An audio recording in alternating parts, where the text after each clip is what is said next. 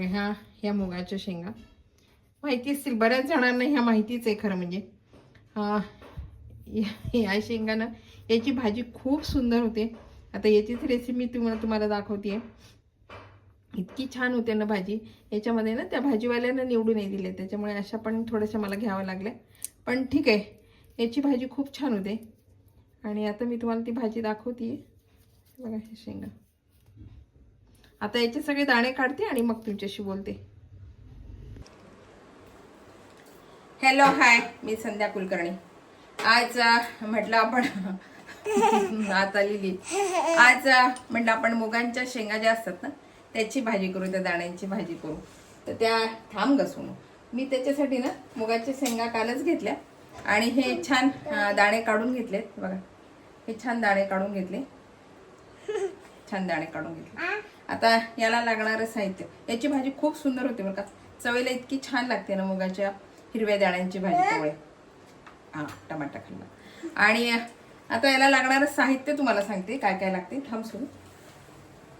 हे बघा, हा टमाटा आहे, हे मुगाच्या शेंगांचे काढलेले दाणे, ही मोहरी आणि ही हळद, हे मीठ आहे आणि याच्यामध्ये थोडंसं जिरं घेतलंय, लसणाच्या पाकळ्या आणि हिरवी मिरची असं घेतलंय याच्यामध्ये.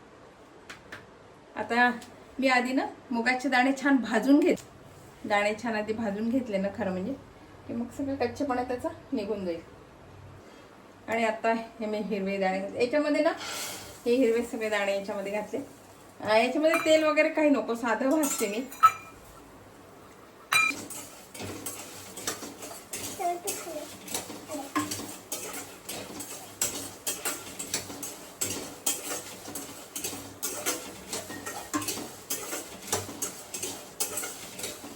खूप सुंदर लागते याची भाजी. तुम्ही ह्याच्याशी खा, भाकरीशी खा, भाताशी खा, पोळीशी खा, खूप छान लागते. बरेच जण करत असतील म्हणा ही भाजी, पण करण्याची पद्धत वेगळी थोडी. याच्या कचोऱ्या पण सुंदर होतात बरं का, खूप छान होतात याच्या कचोऱ्या. पण मला दाणे अगदी थोडे मिळाले ना, त्या कचोऱ्या काही झाल्या नसत्या. 4-5 मोठ्या मुश्किलला झाल्या असेल. मग एवढीशी करण्यात काही अर्थ नाही ना, म्हणून मी कचोऱ्याचं नाही ठेवलं. म्हटलं भाजीच तुम्हाला दाखवावी आज. एखाद्या जर मिळालं ना मला तर मग मी घेईन आणि मग कचोऱ्याची रेसिपी दाखव.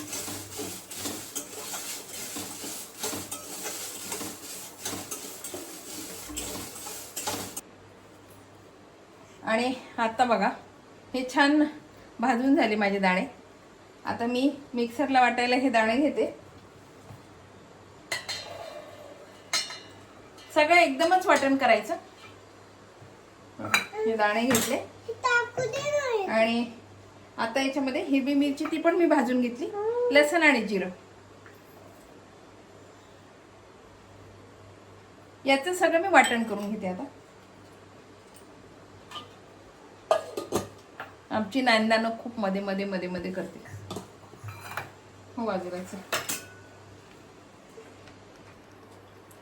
आणि हे बघा, फार असे हे बारीक पण नाही करायचे आणि फार जाड पण नाही, मीडियम ठेवायचं.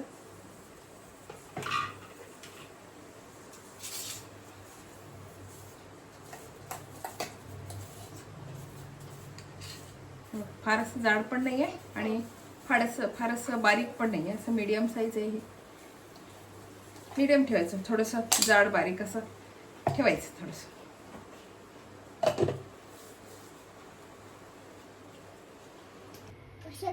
आणि आता बघा कढई, याच्यामध्ये तेल टाकले, आणि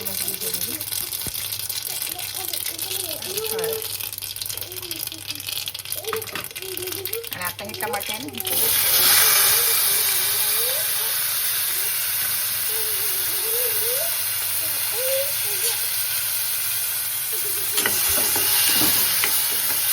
हे टमाटे छान होते आता.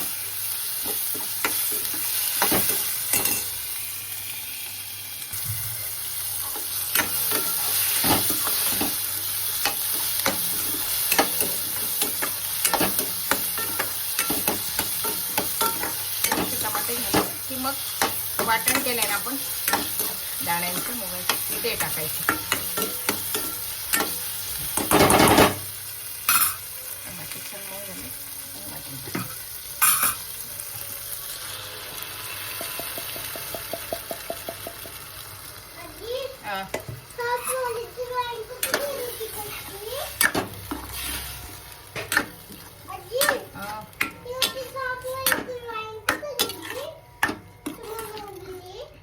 आता आपल्याला जेवढं पातळ पाहिजे ना तेवढं पातळ, जेवढं घट्ट पाहिजे तेवढं जसं पाणी घालायचं असेल तुम्ही घालू शकता. आणि एका म्हणजे थोडं पाणी घातलं आपल्याला जसं पाहिजे ना घट्ट, असं घट्ट आणि पातळ ठेवायचं. आणि आता मीठ.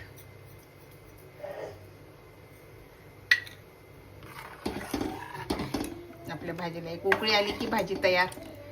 फार वेळ नाही लागत त्या भाजीला आणि चवीला पण खूप छान लागते बरं काही भाजी. आता बरेच जण करतच असतील ही भाजी, मग करण्याची पद्धत थोडी वेगळी. कोणी याला शेंगदाणे पण घालते बरं का. मी जेव्हा हे भाजलं ना दाणे तेव्हा त्याच्यासोबतच मग शेंगदाणे भाजून पण घालतात. बरेच जण असे पण घालतात. पण आम्हाला टमाट्याशिवाय नाही भाजी आवडत. आम्हाला टमाटा या भाजीमध्ये लागतोच. छान उकळती भाजी आहे.